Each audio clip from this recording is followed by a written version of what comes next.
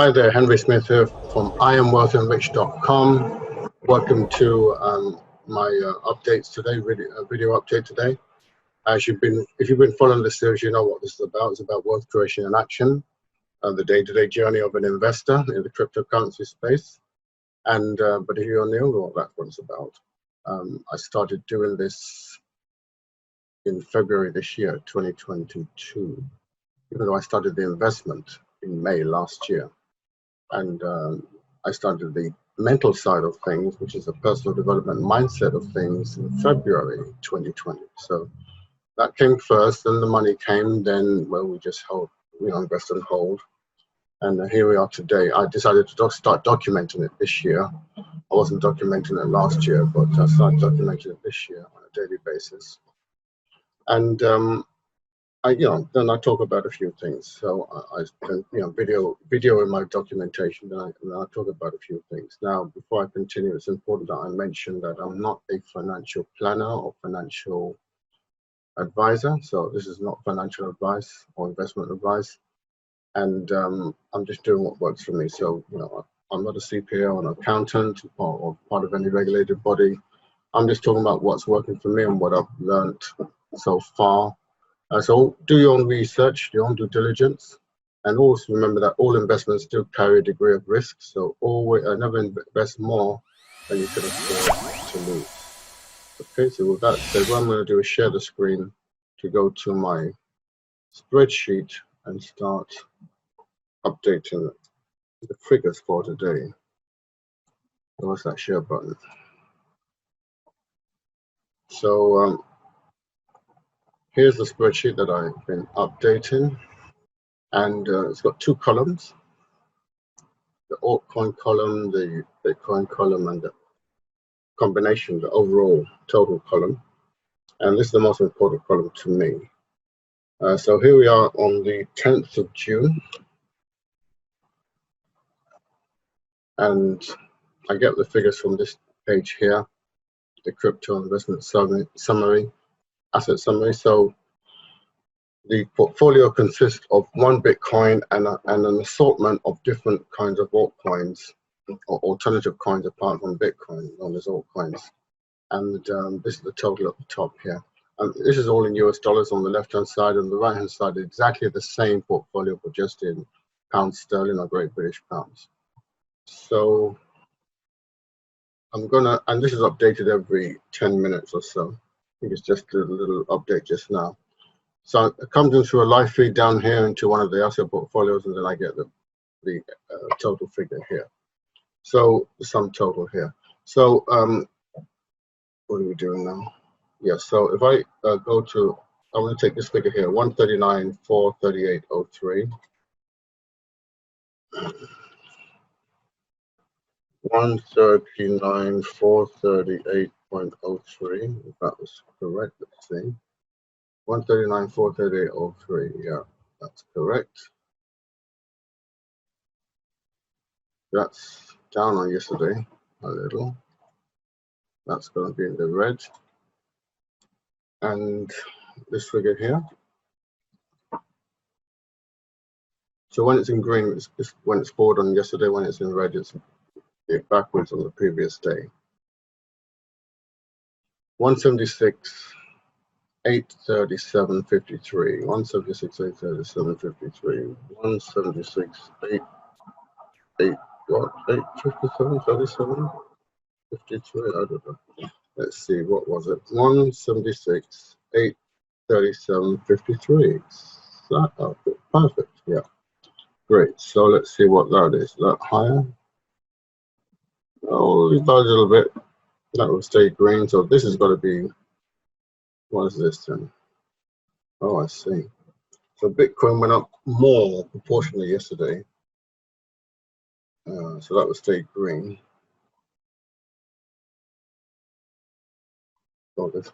So yeah, so this is the only one that dipped a little bit into the red. The altcoins went down a little bit as Bitcoin got more of a boost. And it's probably because of what I'm going to talk about next.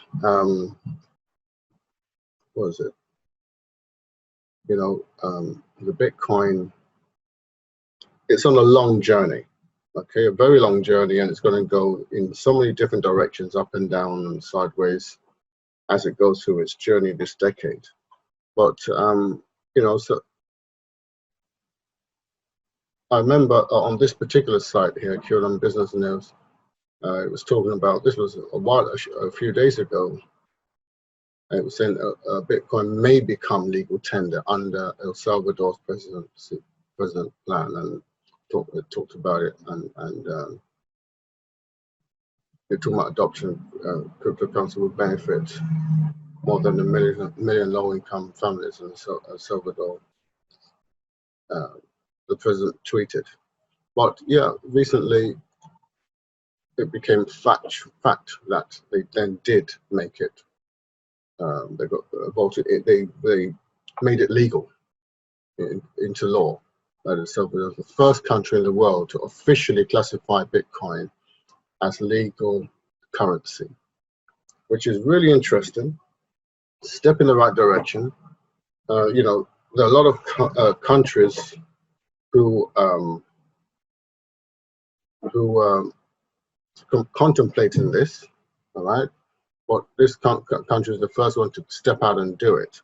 And this is going to be the first of many, because I just want to, you know, the interesting thing about this is that a lot of people are watching things from the sidelines to see whether it works out okay. As soon as they see it work out okay, more companies will do it, more countries will do it, more countries will do it. I mean, you know, we're getting companies doing this and large institutions doing this. Now, you know, we're getting countries, the first country doing it.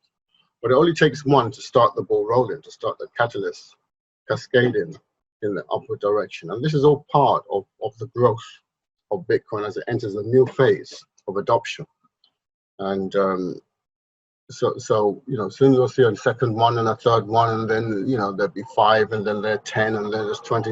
And probably by the end of this decade, there'll be dozens and dozens of countries that have done it. I mean, nobody knows the exact number, but it's going to be amazing for the cryptocurrency, whether they use it as legal tender or just as a store of values, an asset. You know, it can be used as both. Now, not in its raw form. For them to use Bitcoin as legal tender, they have to use a platform, build a platform on top of Bitcoin, probably the user platform on top of Bitcoin, called the Lightning Network. Lightning Network is one network, one protocol that they can use that can utilize Bitcoin as a currency, because Bitcoin itself can't be used really effectively as a currency. It's not really built for that. But when you combine it with the Lightning Network, or any, people might develop another kind of platform that will work on top of Bitcoin, that will facilitate using it as a currency, so that it can be used by millions of people, you know, per second. But that is all part of the evolutionary growth. The evolutionary growth, and talking about the evolutionary growth, remember this where we are on the curve, okay? We, you know, in the early pioneer days, we've come through this part, the pioneer days, and now we are just about here, okay? We're just about to take off. We're in the early 2021s. By the end of this decade, we will reach up here. Now it will become commonplace, common knowledge. Every Tom, Dick, and Harry country and company will be using it. And so, you know, this is just the start.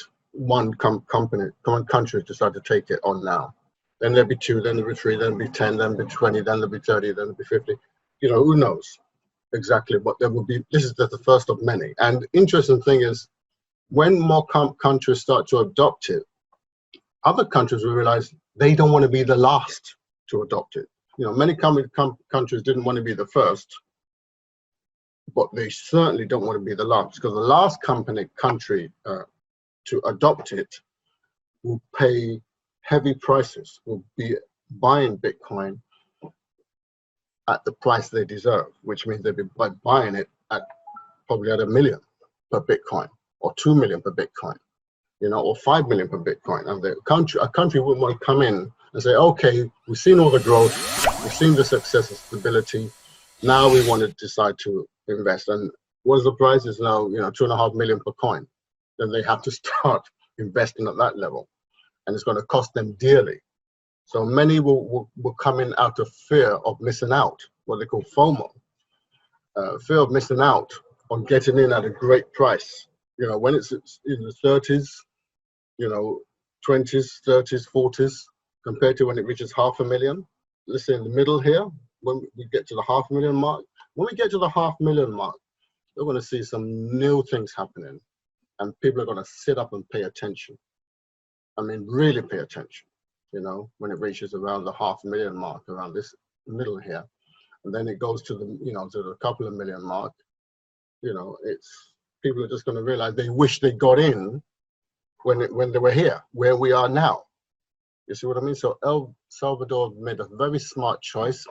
Hopefully they can manage the software platform on top of Bitcoin to actually use it effectively, because it's how they use it. It's great that they're adopting it, but you've got to use it. You know, I'm sure they would have got top professionals and consultants to teach, show them exactly how to use it effectively. And, you know, they will be part of a new revolution, or a currency that cannot be debased, that cannot be printed away, over-printed away, and debased. You know, because, you know, I was listening to Christine Lagarde on the ECB president of the European Central Bank, and talking about, you know, it's what the thing is, the whole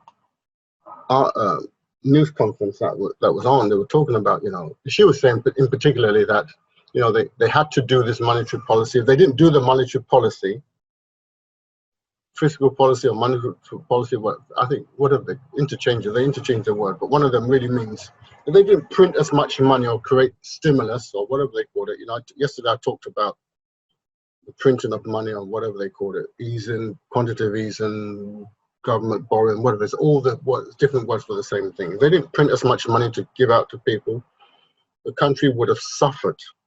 Like Europe would have suffered. The world would have suffered. If they didn't give out helicopter money, the world would have suffered. You know, and it's true, the world would have suffered severely. But what it means is that if they didn't do it, they would have suffered, then recovered, and those who would have suffered would suffer, and they would go out of business, you know, out of existence, whatever. Well, that price would have been paid then. However, by basically deferring the problem, the punishment, and by giving out this, you know, loans and quantitative easing and grants and whatever, all they're doing is delaying the punishment. The punishment will come back to bite them. It's just not today. And they're thinking, well, by the time it comes back, we maybe have something else in place. That's the chance they take. But it has to be paid back, and usually in the form of inflation. And so it's you, my friends, who are going to be paying it back in the form of inflation, higher prices. Okay, and the higher prices, you know, that's the only way they can like,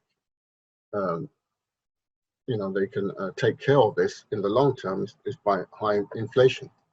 And so, you know, many analysts are pointing to inflation is going to be coming, and that means, what it really means is the devaluation of the currencies, currency debasement, currency devaluation. That's a phenomenon of fiat currency. That's what, you know, those who are dealing with fiat currency are going to really suffer from that unless they change over to the Bitcoin standard. So in El Salvador have done that, and hopefully they'll do it properly, and they'll get great consultants. I think they've got 90 days to get things in order before things actually kick off, about 90 days. And you know, after that, other people will follow them. Other people will be watching them, and they will, you know, it may become legal tender in their eyes, you know, become a consideration. Depends on what El Salvador does, and what they do, and how well they implement this plan. But, you know, there's bound to be a few teething problems in the beginning, because it's the first time anyone's ever done this on a country-wide scale, even though it's a small country. But it will not be the last time. And there will be a second and a third and a fourth. And then as we move up this curve, adoption curve, this is when you'll see, you know, well, it will become more and more popular. So yeah, this is the beginning of a new trend, and you know, it's very interesting to watch and to observe.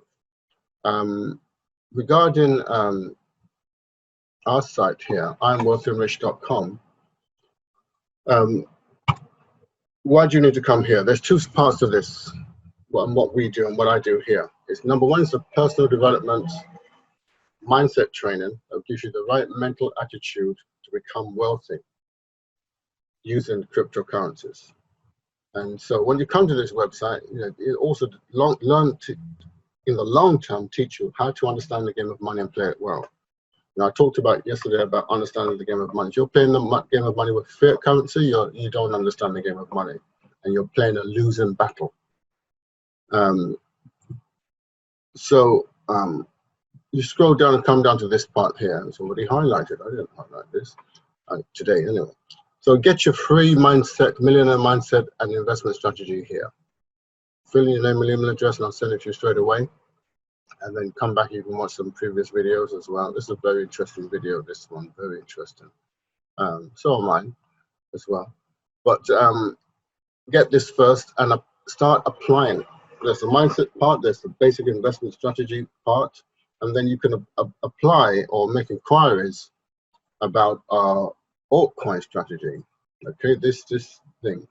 We get on a free webinar that will show you exactly how to get involved with that. You know, Bitcoin is great, but with the right altcoins, it can really accelerate things. So you'll find out about that on the free webinar once you request it, but you've got to get into the here first. So get yourself over to this website, IamWealthyandRich.com, and I look forward to seeing you inside and sharing the training with you. Once again, I want to thank you very much for listening, watching, and also please don't forget to like, share, subscribe, and hit the notification button. And I look forward to seeing you in the next video. Have a wonderful and fantastic day. Bye for now.